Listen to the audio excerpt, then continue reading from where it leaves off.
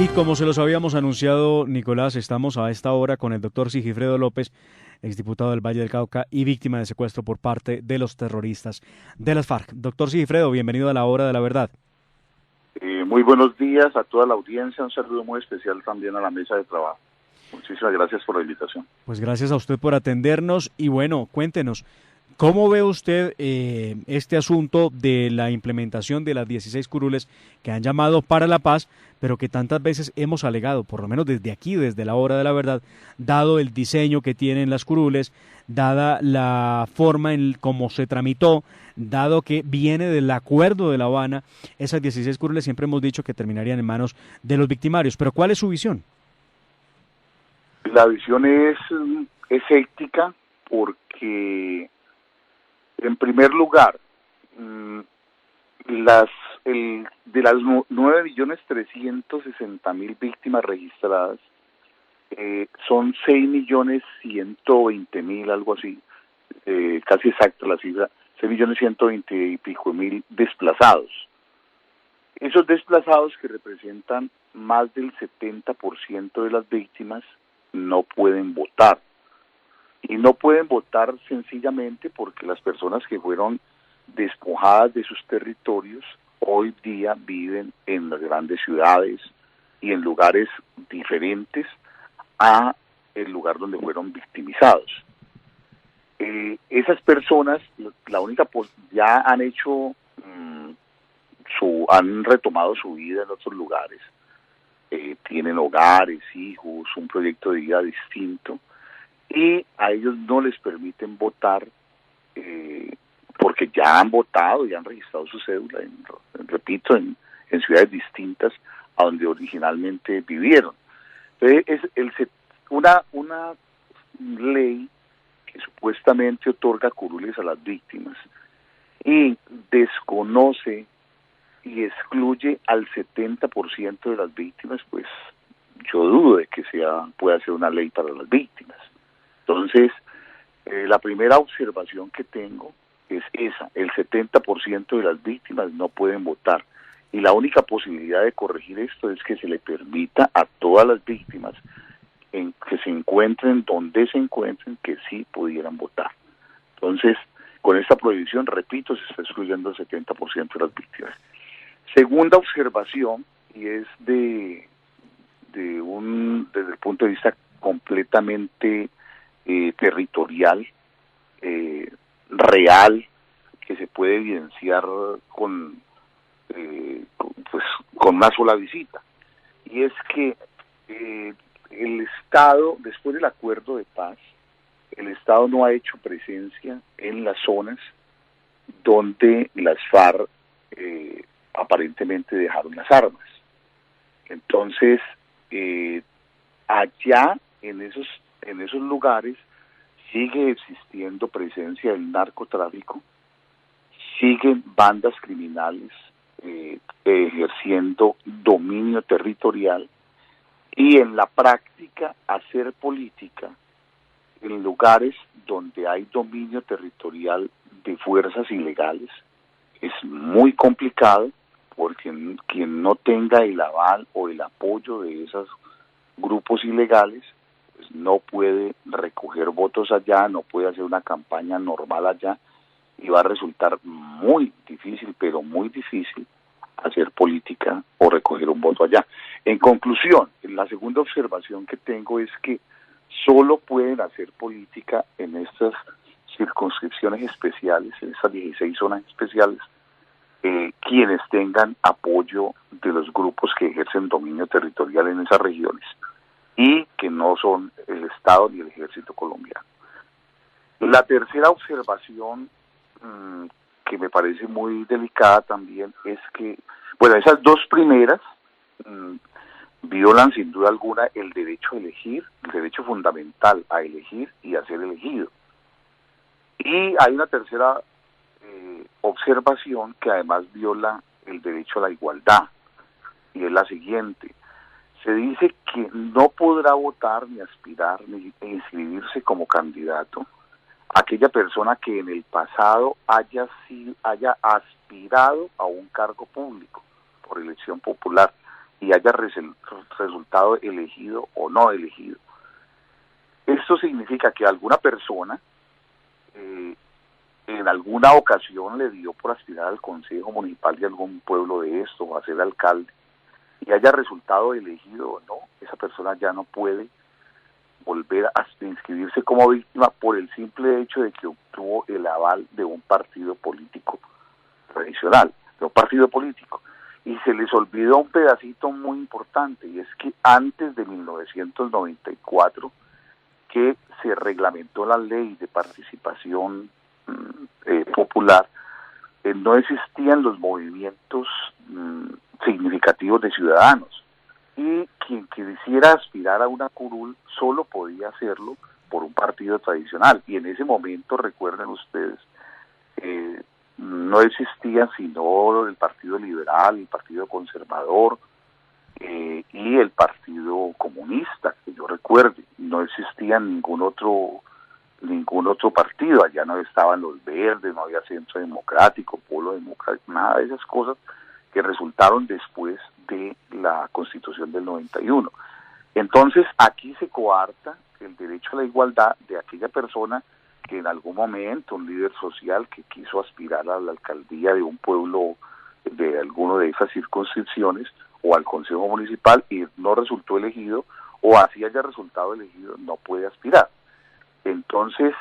esas tres observaciones me parecen muy graves. Y hay una cuarta, y es que por razones de la economía ilegal, en esos municipios tan distantes, donde se mueve mucho el dinero de la coca, los votos son mucho, pero mucho más costosos, y así lo dicen pues las empresas electorales y los políticos que son expertos en obtener votos allá. En esos lugares distantes un voto cuesta un ojo de la cara. Entonces, hacer campaña para obtener 20.000 votos, por ejemplo, que se requieran en alguna circunscripción de estas para lograr una curul, eso cuesta un dinero que no lo tiene cualquier víctima, sino, repito, una víctima apoyada por quien ejerza dominio, por esos grupos ilegales que ejercen dominio territorial en esos lugares. Entonces, digamos, esas son las 4 observaciones, 2 desde el punto de vista jurídico y legal, y 2 desde el punto de vista práctico, que me parecen pues muy graves y que impiden que las verdaderas víctimas del conflicto puedan resultar elegidas para estas 16 curules. Doctor, yo quisiera preguntarle, porque es gravísimo el análisis que nos está haciendo, y en su segunda observación se lo iba a mencionar, claro que se viola el derecho a la igualdad. En estos municipios de donde se prevé pues salgan los candidatos que van a ocupar estas curules de paz, pues son los municipios que tienen más altos niveles de actividades pues ilegales, ya sea como la minería ilegal, tenemos narcotráfico, cultivos de droga, de cocaína, desbordados. Ahí puede pasar otra cosa, además de lo que usted ha mencionado, y es de que se nos infiltre alguno de estos personajes violentos que se haga pasar como víctima y ocupe una de estas curules en el Congreso. O sea, aparte de los criminales que ya tenemos impunes por el acuerdo de paz, pueda que en estos mecanismos se esconda alguna supuesta víctima, lo cual pues preocupa. Lo otro es que pues las personas que quieran aspirar y tengan que hacer campaña en estas zonas pues no lo van a poder hacer sin el beneplácito de los grupos armados. ¿Cómo podemos modificar esto, doctor? Pues parece ser que hay una audiencia en la Corte Constitucional en los próximos días donde se va a escuchar diferentes opiniones antes de tomar alguna decisión, pero no estoy muy seguro. Otros me dicen que ya eso ya se fue y que ya están en época de preinscripción o en época de inscripción de quienes quieran aspirar a estas curules. Yo estoy un poquito perdido del tema, le perdí el hilo a estas fechas de esas audiencias en la Corte Constitucional, es la verdad. De pronto ustedes me pueden ayudar un poco más, porque pues si hubiese esa oportunidad podríamos exponer estos argumentos y tratar de que la Corte tome una decisión sensata o consultando la realidad de estas regiones, porque no es cierto pues que el término poético de que estas curules van a ser para las víctimas, no es así. y me parece que este cuento se lo tragó mucha gente. Yo estuve en el Senado hace 2 años, en el Congreso de la República, hablando de esto, y de todas las cosas que expuse solo aceptaron aquello de que quienes solamente podrían aspirar o ser elegidos quienes estuvieran registrados en la Oficina Nacional de Víctimas, en la Unidad Nacional de Víctimas, pero lo demás, estas advertencias todas se hicieron en su momento y ninguna de ellas fue acatada. Entonces es muy complicado así, pues uno como víctima o como conocedor de estos temas, pues cumple como ciudadano con expresar estas inquietudes, pero pues ya quien toma la decisión son los honorables congresistas y también la Corte al hacer el control constitucional previo sobre esta ley. Recordemos, doctor Sigifredo, respecto a lo que usted pregunta y lo que habla respecto del control de constitucionalidad. En estos momentos la Corte, hasta hace un par de semanas, estaba recibiendo las distintas intervenciones donde sabemos de primera mano que hubo 2 inscripciones por parte de las senadoras y precandidatas presidenciales Paloma Valencia y María Fernanda Cabal. Ambas, por un lado, han recusado a 6 magistrados que fueron los que le dijeron sí a la acción de tutela interpuesta en un principio por el senador Roy Barreras, y también ambas han descubierto que no existió el documento final de conciliación del proyecto de acto legislativo, lo que viola el principio de consecutividad y pudiera darle la inconstitucionalidad al asunto. Algunos creen que ya es un hecho, que ya están listas las curules por el decreto expedido por el presidente de la República, pero como lo ha explicado inclusive aquí en estos micrófonos el director de Víctimas, se trata de ir avanzando mientras se define el control de constitucionalidad previo que tiene ese acto legislativo. Pero ya entonces aparece una pregunta y es, dicen ellos, del 96, quienes hubieran actuado en grupos criminales, del 96 al 2016, no pueden aspirar a postularse como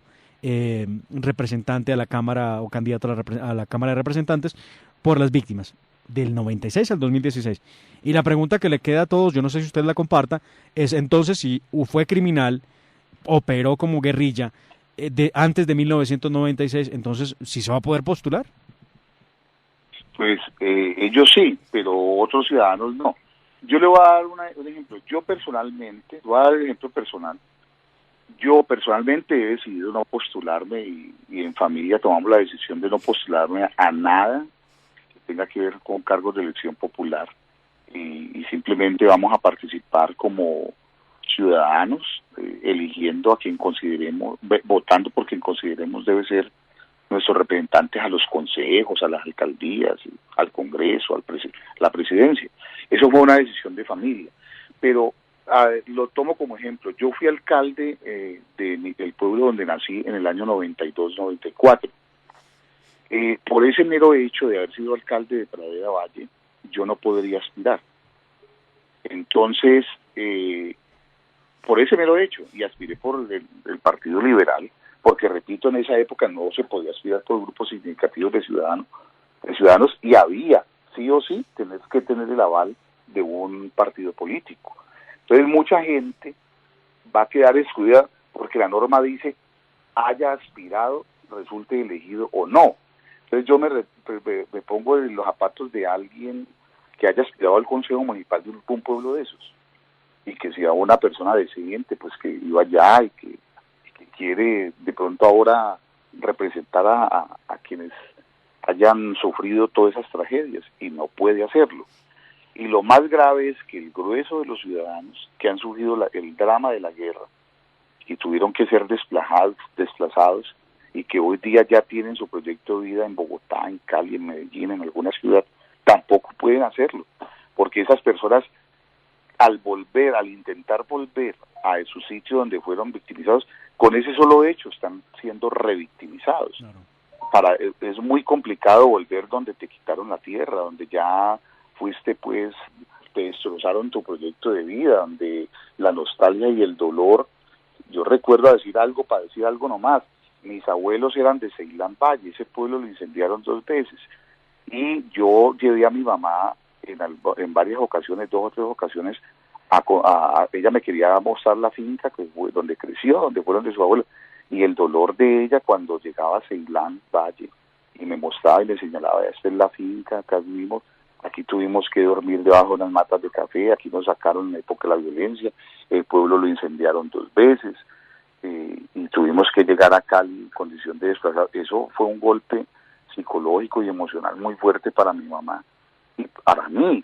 sí, el hecho solamente de ir a Ceilán a conocer la tierra. Entonces se puede imaginar un desplazado que lo obliguen a tener que volver al pueblo donde fue despojado, donde pasaron todos los hechos de violencia, mataron a sus papás, a sus hermanos, todo lo que le haya sucedido, y hoy día estén desplazados, y para poder ejercer un derecho fundamental tenga que lo obliguen a regresar a recordar y a vivir toda esa revictimización. Entonces me parece terrible que ellos los legisladores no consultaron estas